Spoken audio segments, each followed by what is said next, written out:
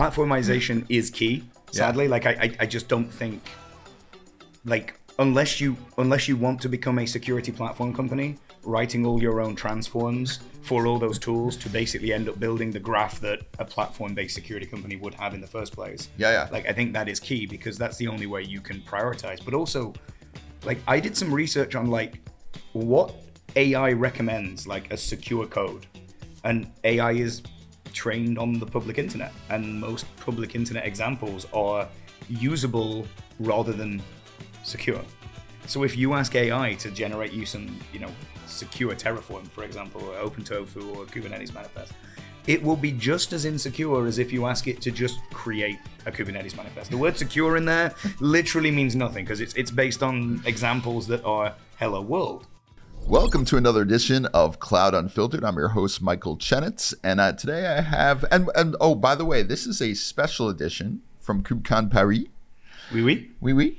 Bonjour. And that's about the extent of my French. That's it. It's much better than me. Apologize to the French viewers. I'm Matt Johnson. I am a Cloud Security Field CTO with Palo Alto.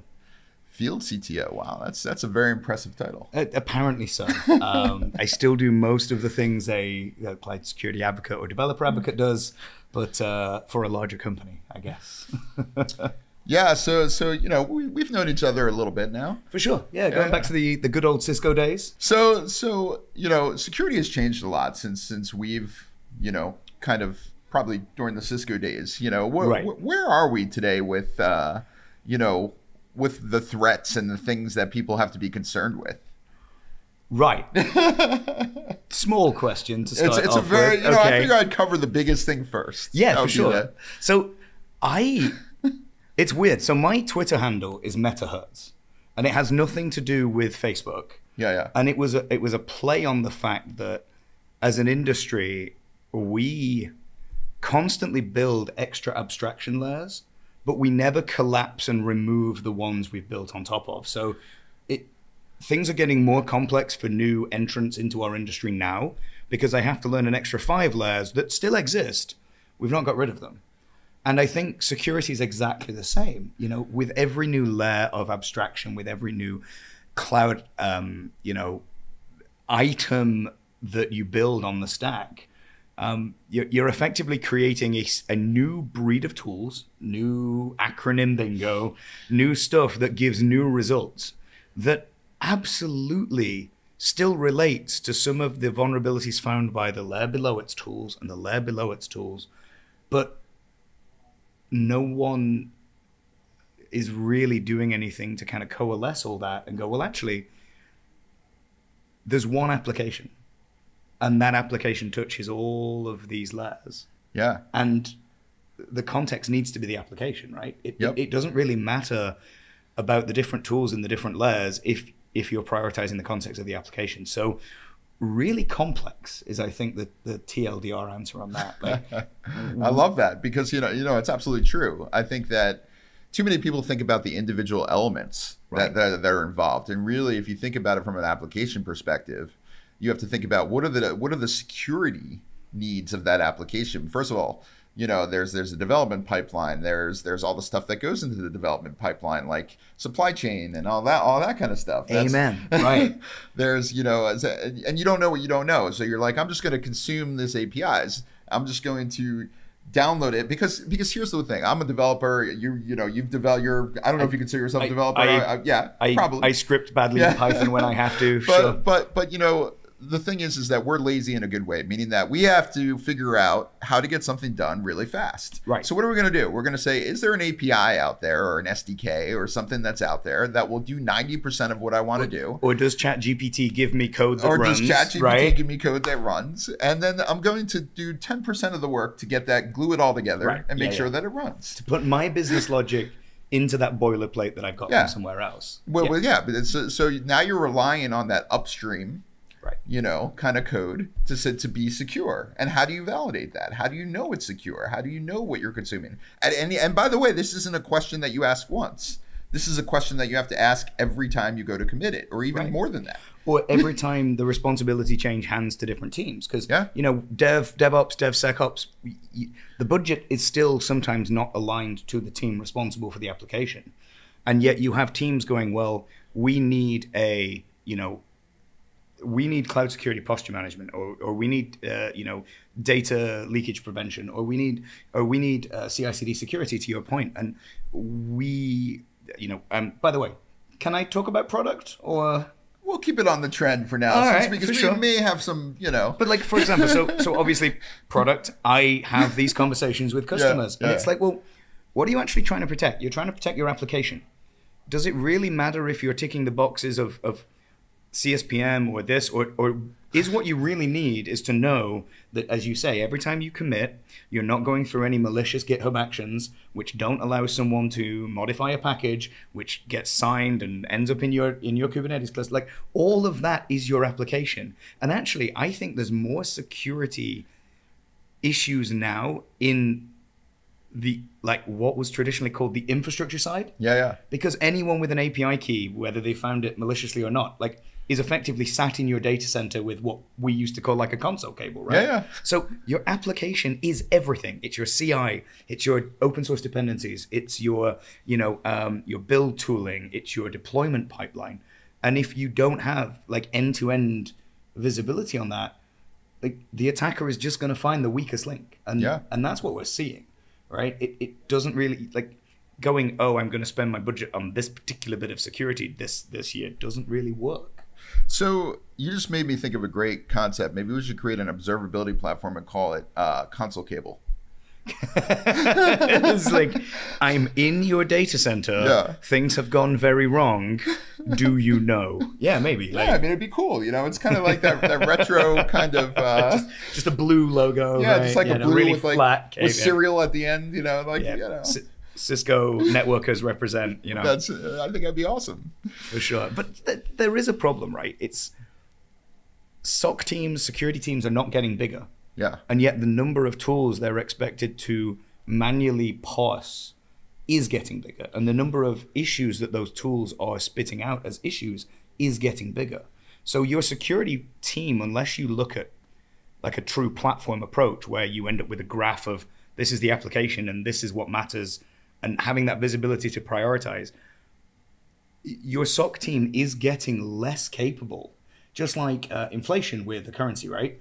If you are staying the same, but you have more tools to read through and you have, more data to go through with the same resource, you're getting less capable.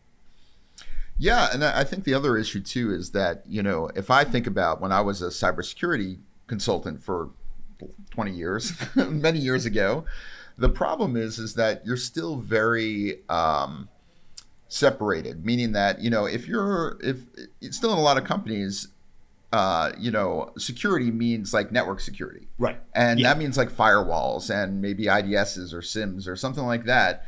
And a lot of these people haven't yet moved over to care about those areas. So now you have separate people because you still need that.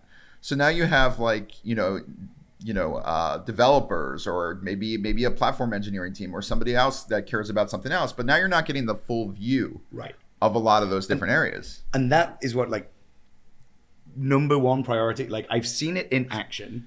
I've seen the power of taking all the data and building it into like a single graph so that you can have automations help prioritize, like reachability, for example.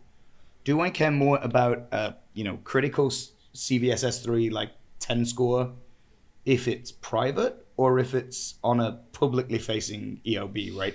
Things like that are very hard to do if the load balancer is then only pointing at Kubernetes, and then you need the Kubernetes like context to understand where that's going and which pod and which deployment that's getting routed to. Unless you are treating that as a single like attack vector and can show that to the customer going, hey, if you're going to patch one thing today, patch this. Like, you're never going to put those together, even if it is one team that's reading all those different results. Like, it's just too much. It's too much reading, right? Yeah. And I think that's, when I talk to people in this industry, most people say what they're trying to solve right now is that problem of like log fatigue or alert fatigue, because of the fact that, I remember, just going back a little bit, I remember when I used to set these were Cisco days. I used to set up a lot of Cisco IDSs. Right. So I would set up a Cisco IDS. I would go back to that company, and I would do all the maintenance. I would go in there and I would make sure the tuning was right, so the DNS servers were in there, so the AD servers were in there. Yeah. Like, so all the things. What have I missed? What have I? I would do the false positives and all that kind of stuff, and really get it working right. And then I'd go back like a month later to see how everything's working. And I'd be like, so what have you done with it? Have you made sure everything's working and you're really tuning it in and stuff? Oh, we haven't even looked at it. Yeah, it's another dashboard. Yeah, because there's so much that they're getting alerts, right? And it's just overwhelming them. So the problem that a lot of people are solving right now, and some people are starting to kind of use the word AI with this now, is to figure out how to minimize that, how to make sure that you only get the stuff that's relative to what is important. 100%. And everybody's solving this in different ways, but at the end of the day, you really want something that just shows you what's important. That's all I care about. Yeah, for sure. And it's a hard problem. Don't get me wrong. Platformization is key, sadly. Yeah. Like I just don't think, like, unless you want to become a security platform company, writing all your own transforms for all those tools to basically end up building the graph that a platform-based security company would have in the first place. Yeah. Like, I think that is key, because that's the only way you can prioritize. But also, like, I did some research on like what AI recommends like as secure code, and AI is trained on the public internet, and most public internet examples are usable rather than secure. So if you ask AI to generate you some, secure Terraform, for example, or OpenTofu or Kubernetes manifest, it will be just as insecure as if you ask it to just create a Kubernetes manifest. The word secure in there literally means nothing, because it's based on examples that are hello world. Yeah. And so even with like custom models that security vendors will be building and are becoming prevalent, from us and a bunch of other vendors, unless you have the data, you can show the data to the users on like a nice app graph, but you need that same data to fully fine tune the AI. Like, say you want AI to fix that problem for you. If that AI doesn't know what other dependencies that application's affecting, the AI is going to wreak havoc, right? Yes. You still need that fullness of knowledge about the application to do things with AI. Yeah, absolutely. I mean, AI is only as good as the data you give it. Right. So, I mean, you can see that now with like biased things and then everything else, that's because it's been trained on the internet. The internet might not be the best place to right. I mean, there might be a lot of spam and Monty Python and I have never yet had it come back with the knights that say knee in a Kubernetes manifest, but maybe my prompt engineering just isn't up to scratch. That might be a good challenge. It could be, that could be something that you have to look into a little more. Yeah, for sure.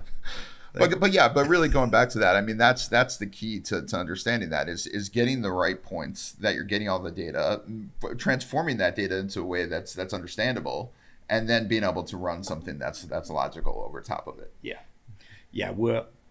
Our systems are producing magnitudes more data than humans can handle nowadays. And something needs to change. We need a shift in the way we are expecting to consume security events. But I also go back to the fact that security is just one view. Really what we need is data aggregators that aggregate for all the same purposes, and then have a security slice of it, have a logging slice of it, have a monitoring slice. Because right now you're really getting the same data that you need for all those things, but people are creating products, one for security, one for monitoring, but really it's you just need a central brain. You need that brain to figure out all that kind of stuff. It's interesting you say that, actually. We're having this conversation like yesterday with a colleague of mine, Steve, who's actually sat in the corner over there and breaking the fourth wall. We were having a conversation about data protection. Going into your cloud environment, looking for, unregulated data sources, like someone's installed MariaDB or MySQL into a EC2 instance or a Kubernetes pod. And that's actually holding sensitive data, but the data team that manages the RDS clusters and things on Amazon might not know about it, right? And the tooling required to find that data is the same as the tooling that is required for a lot of the security data. And now we are bringing that into the fold, and that is becoming part of, our end-to-end security product. But, the observability and traceability and monitoring, they all have their own agents, and it's very much the same data, right? It's all the same data. And we're going to get to the point where we're outputting so much data to all these agents. Yep. Yeah, as you say, they might as well just be centralized into, we give everything here, and it can take from the pipe whatever it wants. Yeah, I completely. I think we will get to that, because logically that makes sense. If we didn't, then I'd be really sad about where we're at. But I guess the only argument to that is a security pipeline might want to be or a security tooling might want to be able to make decisions that actually change the state, block something, destroy something, kill something. You're never really going to want your SolarWinds, for example, tooling to be able to kill, destroy, delete. There would be nothing wrong to give SolarWinds full control. We've never seen that go bad. Sure. Saying nothing. I guess there's different security boundaries, security requirements, which is probably why they've stayed separate. But if it is just only read-only data out in a way that you can prove it's not ending up in the wrong places, then it's becoming everything is becoming everything, I guess, is your point. Yeah. You have two things. One is everything should be becoming everything, but then you have the problem on the other side of that, which is people try and find spot solutions. So they have a problem that's right in front of them, right there. Like, I have Kubernetes and I just learned how to use it, but now I have to go to prod. What do I have to do to be secure?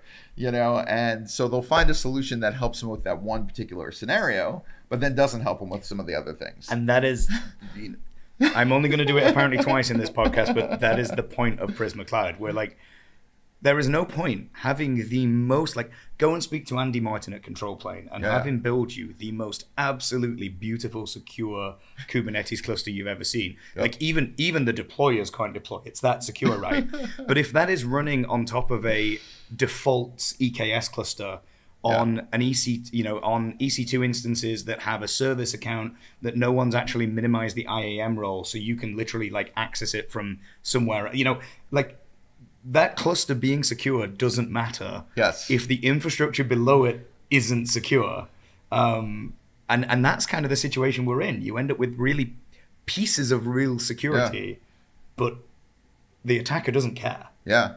And there is, to the community, especially here at the Cloud Native community, there are a lot of great open source. And even your company has a lot of great open source. So people can choose from that, and they can kind of glue together and stitch together their own solutions. For sure. And I think it's one of those, that is a per company decision. You have to know what you need. I think that's the problem, right? Just like last year and the year before at Kubernetes, there was a, pre-AI. Yeah.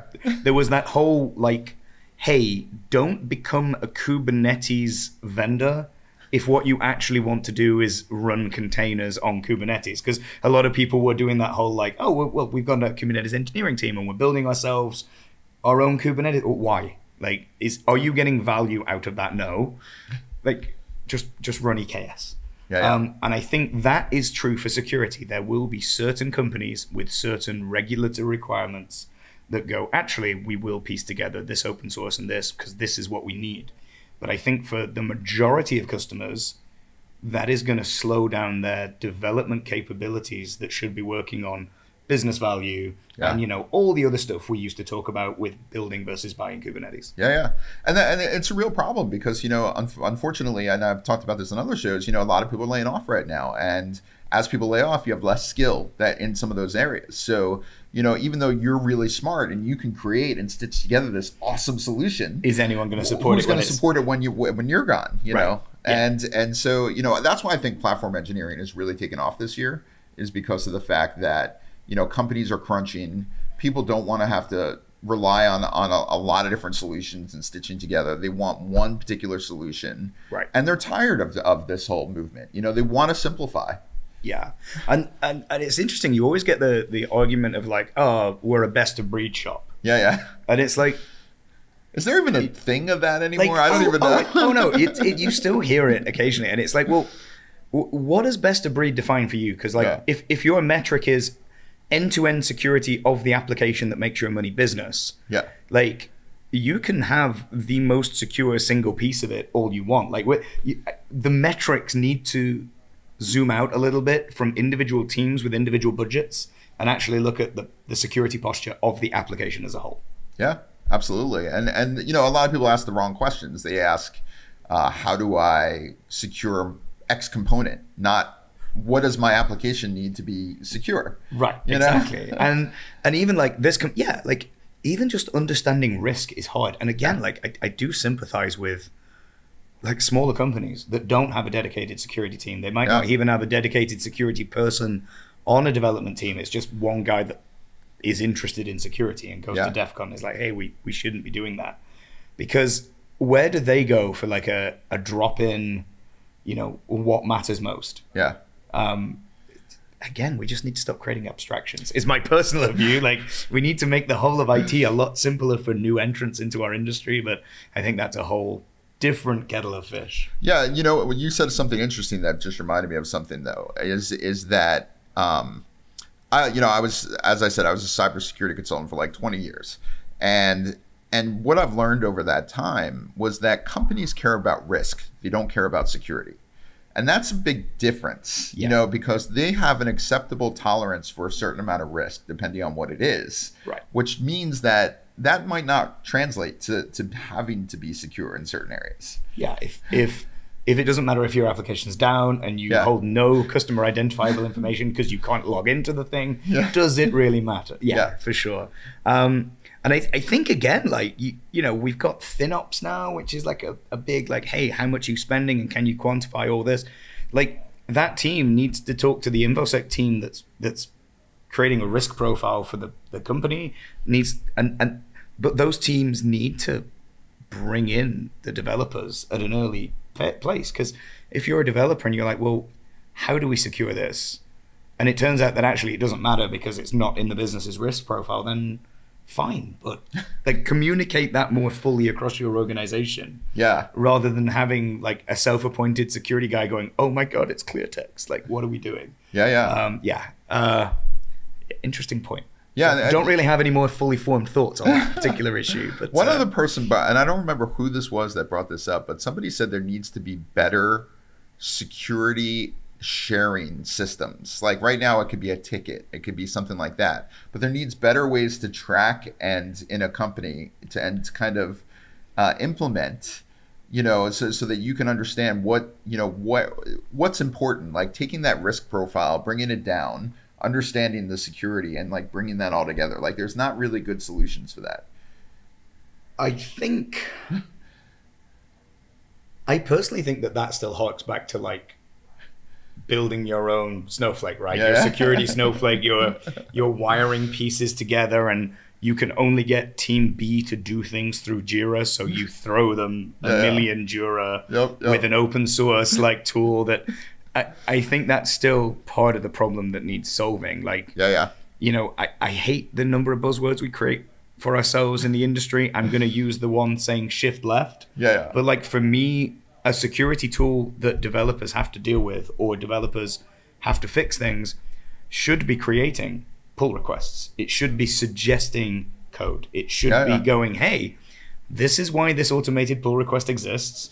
Here's some reading if you want to do on why we think this is a risk. And here's what we think you should probably do in 9 out of 10 cases. You know, but if that team only responds to Jira, then there is always that part of we can engineer the crap out of anything we want, right, from a security perspective. But if your company's mindset and your company's modus operandi is thou shalt have teams use Jira, then we're never gonna improve on that. Like there's always that, you know, there's always that cultural piece that breaks down some of these wonderful ideas. So let's shift gears a little bit. So you do have some open source. What are the pieces of open source that you currently? Sure. So we currently maintain Chekhov.io, which started off as a open source infrastructure as code security scanner. So it will scan your Kubernetes, Helm manifests, CloudFormation, Terraform, Tofu, you know, all that good stuff, and we'll be like, hey, we've got thousands of built-in policies.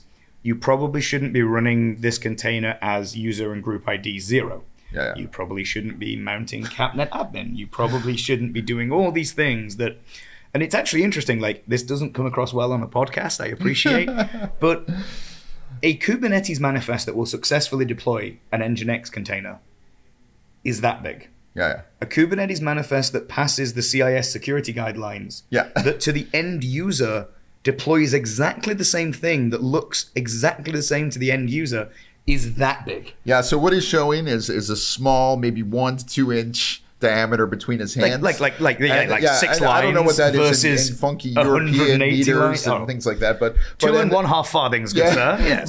Versus like 12 inches. So he's just, that was what he was showing for my listening audience. Hello, listening audience. I hope you are finding us wonderfully mic'd up here. But yeah, like that case in point is, you know, part of the problem. Yeah.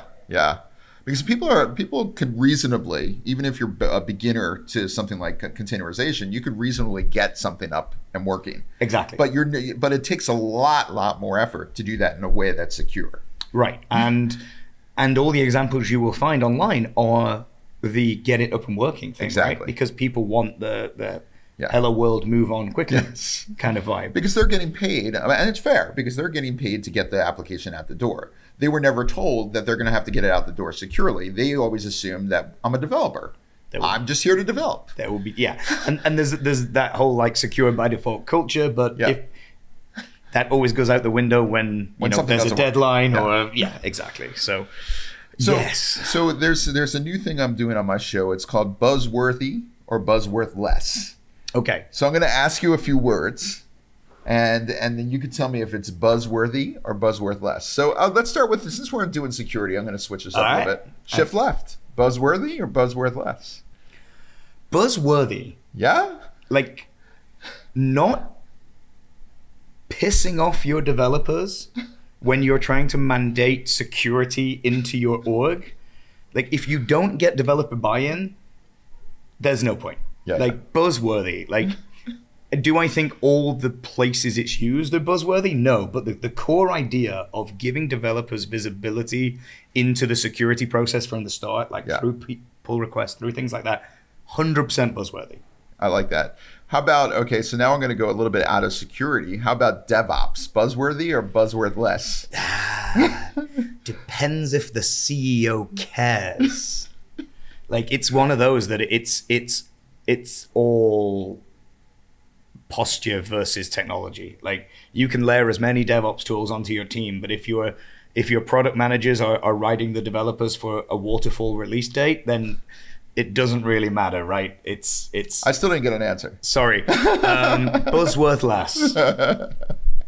I'm gonna add context in so many of these to protect myself. That's fine. And to me, the reason why it's buzzworthless is because nobody can give me the same definition of what DevOps should be. Right. So that to me makes it worthless. Because it's a human problem. Yes. It does not actually matter about your organization's technical stack. Yeah.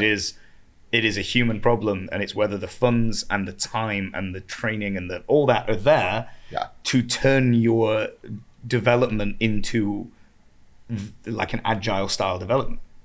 So last one, platform engineering. Buzzworthy or buzzworthless? Oh, I so want to talk about this.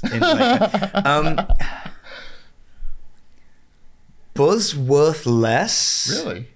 Even though I really like it. But I liked it when it was SRE, and I liked it when it was the infrastructure team. And you know, dev teams should not be snowflaking their own deployment infrastructure. And for all kinds of valid reasons, it is easier for security, it is easier for compliance, it is easier for, you know, everyone to work with a platform engineering team. So for that reason, it's good. But again, it's one of those buzzwords that like, you don't need a license to use it. So it hides so many industry sins by people just plastering like the platform engineering marketing term onto it. Yeah. Gotcha. Okay. And so last question here, you know, you're at KubeCon. What do you like? What interests you? For sure. Obviously, we are at the KubeCon of AI, as I think it will become now. Every single keynote was about AI or will be about AI. So, there's a lot or if it hasn't been AI, will write one about itself. It will write one about itself and replace it on the edit afterwards. Yes. Because we gave it access to the internet. Sure. Apart from AI, there's a lot of consolidation. A few years ago, there were 10 different shared block storage CNCF options that had big booths, right? Yep. And it's kind of nice that we're kind of simmering down to a more usable set of CNCF components. Yeah. I think, there needs to be a focus going forward on usability. If I have to try agree. 1 of 1,000 to the n of 1 of 1,000 to work out which bits make me a usable production cluster, that's no good. Yep. So I quite like that we're kind of simmering down. We're kind of ending up with best of breed, within that CNCF landscape. So that's kind of exciting. I do think AI is going to change everything. I don't know what that's going to look like, but we're already seeing AI write Kubernetes manifests. We're already seeing it help, Copilot and all that. Yeah. I don't think it's going to do it securely. I think there might only be 2 industries left at KubeCon in 3 years' time, and that's going to be the AI bit and the security bit. But we'll see. We'll see what happens. We'll see what happens. I mean, right now, I think, unfortunately, with any new tech, AI gets used for a lot of marketing and marketecture. Right. And, about maybe 5 to 10% of the companies right now are actually doing stuff that's truly innovative and interesting with AI. Yeah, for sure. And in this landscape, I'm saying, I don't know about outside this landscape. Yeah. One thing I would say, and we actually have it built into one of our open source tools. So Chekhov, that I kind of went back to, the infrastructure as code scanner. One thing we found, especially developers trying to understand the output of that tool. Right? We've tied that into OpenAI with an API key, where instead of our built-in explanations of why we've triggered the policy and your Kubernetes manifest is bad, it comes up with infinite numbers of different wording, which clearly appeal to different people's way of thinking. And so it allows developers to kind of have a few different ways of contextualizing an issue that maybe they would have gone, I don't understand it, I'm not a security person, why should I care? So the natural language ability to take things from the internet and explain them in different ways. Because, I think very hands-on, you might not, people think in different ways. I think that is a really... Not everyone thinks like me? What are you talking about? I'm really sorry to let you down here. But I think that as a initial use, without going, it needs to write my code for me, it needs to do all these production-ready things, even just re-explaining things in different ways is quite powerful. And you see, we built that into Chekhov a year ago, and we've had really positive feedback on that. That's awesome. Well, thank you so much for being on here. Anytime. Thank you so much for having me. Yeah. All right. Thanks a lot. Sweet.